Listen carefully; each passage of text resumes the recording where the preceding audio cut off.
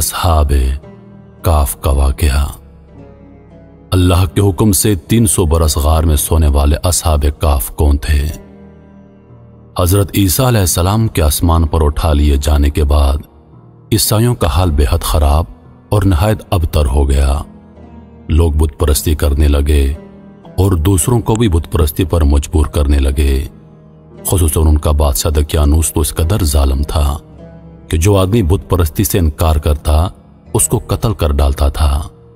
اصحاب کاف افسوس کے شرفاء تھے جو بادشاہ کے معزز درباری بھی تھے، مگر یہ لوگ صاحب ایمان اور بت پرستی سے انتہائی بیزار تھے۔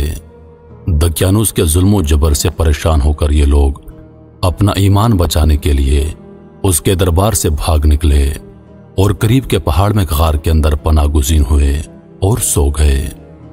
وہ لوگ 300 برس سے زیادہ عرصے تک اسی حال میں سوتے رہ گئے۔ دقیانوس نے جب ان لوگوں کو تلاش کرایا اور اس کو معلوم ہوا کہ یہ لوگ غار کے اندر ہیں تو وہ بے حد ناراض ہوا اور فرط و غیظ و غضب میں یہ حکم دے دیا کہ غار کو ایک سنگین دیوار اٹھا کر بند کر دیا جائے تاکہ یہ لوگ اسی حال میں رہ کر مر جائیں اور وہی غار ان لوگوں کی قبر بن جائے۔ مگر دقیانوس نے جس آدمی کے سپرد یہ کام کیا تھا وہ بے حد نیک دل اور صاحب ایمان آدمی تھا۔ اس نے اصحاب کاف کے نام کی تعداد اور ان کا پورا واقعہ ایک تختی پر لکھ کر تانبے کے صندوق کے اندر رکھ کر دیوار کی بنیاد میں رکھوا دیا اور اسی طرح کی ایک تختی شاہی خزانے میں محفوظ کرا دی۔ کچھ دنوں کے بعد دقیانوس بادشاہ مر گیا اور سلطنتیں بدلتی رہیں، یہاں تک کہ ایک نیک دل اور انصاف پرور بادشاہ جس کا نام بیدروس تھا وہ تخت نشین ہوا، جس نے 68 سال تک شان و شوکت کے ساتھ حکومت کی۔ اس کے دور میں مذہبی فرقہ بندی شروع ہو گئی اور بعض لوگ مرنے کے بعد اٹھنے اور قیامت کا انکار کرنے لگے۔ قوم کا یہ حال دیکھ کر بادشاہ رنج و غم میں ڈوب گیا اور وہ تنہائی میں ایک مکان کے اندر بند ہو کر خداوند قدوس عز و جل کے دربار میں نہایت بے قراری کے ساتھ گریہ و وزاری کر کے دعائیں مانگنے لگا کہ یا اللہ کوئی ایسی نشانی ظاہر فرما دے تاکہ لوگوں کو مرنے کے بعد زندہ ہو کر اٹھنے اور قیامت کا یقین ہو جائے۔ بادشاہ کی یہ دعا مقبول ہو گئی اور اچانک بکریوں کے ایک چرواہے نے اپنی بکریوں کو ٹھہرانے کے لیے اسی غار کو منتخب کیا اور دیوار کو گرا دیا۔ دیوار گرتے ہی لوگوں پر ایسی ہیبت اور دہشت سوار ہو گئی کہ دیوار گرانے والے خوف کے مارے وہاں سے بھاگ گئے اور اصحاب کاف اللہ کے حکم سے اپنی نیند سے بیدار ہو کر اٹھ بیٹھے اور ایک دوسرے سے سلام و کلام میں مشغول ہو گئے اور عبادت کر لی۔ جب ان لوگوں کو بھوک لگی تو ان لوگوں نے اپنے ایک ساتھی یملیخا سے کہا کہ تم بازار جا کر کچھ کھانا لاؤ اور نہایت خاموشی سے یہ کام معلوم کرو کہ دقیانوس ہم لوگوں کے بارے میں کیا جانتا ہے۔ یملیخا غار سے نکل کر بازار گئے اور یہ دیکھ کر حیران رہ گئے کہ شہر میں ہر طرف اسلام کا چرچا ہے اور لوگ علانیہ طور پر حضرت عیسیٰ علیہ السلام کا کلمہ پڑھ رہے ہیں۔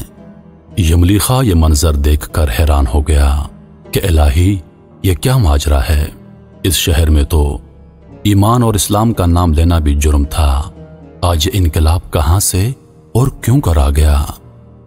پھر یملیخا ایک نان بائی کی دکان پر کھانا لینے گیا اور دقیانوس کے زمانے کا روپیہ نکال کر دیا جس کا چلن بند ہو چکا تھا، بلکہ کوئی اس سکے کا دیکھنے والا بھی باقی نہیں رہ گیا تھا۔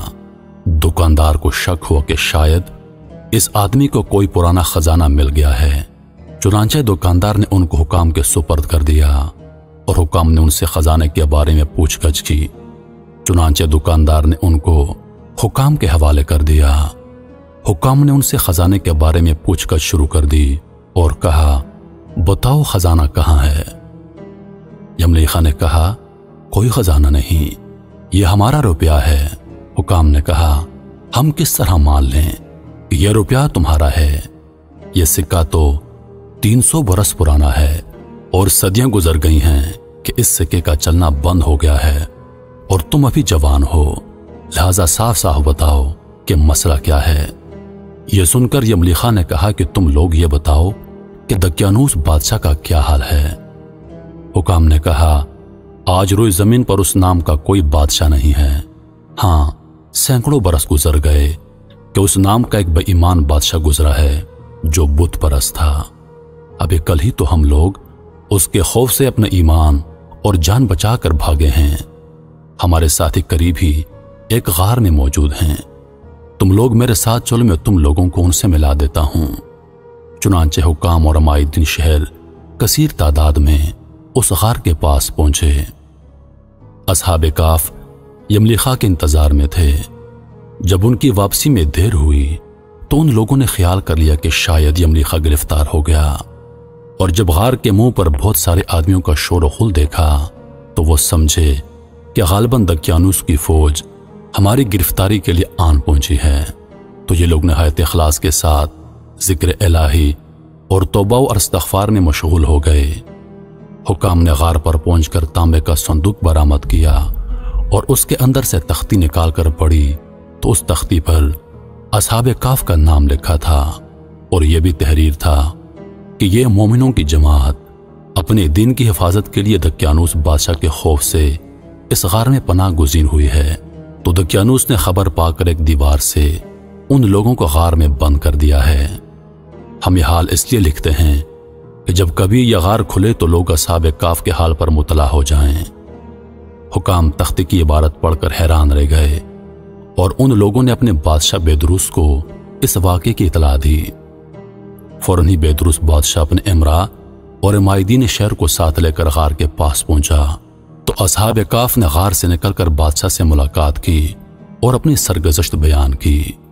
बेदरूस बादशाह सजदे में गिरकर खुदावंद कद्दूस का शुक्र अदा करने लगा कि मेरी दुआ कबूल हो गई, और अल्लाह ताला ने ऐसी निशानी जाहिर कर दी जिससे मौत के बाद जिंदा होकर उठने का हर आदमी को यकीन हो गया।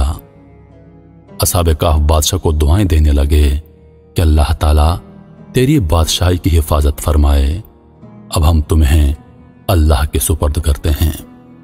फिर असहाबे काफ ने अस्सलामु अलैकुम कहा और गार के अंदर चले गए और सो गए।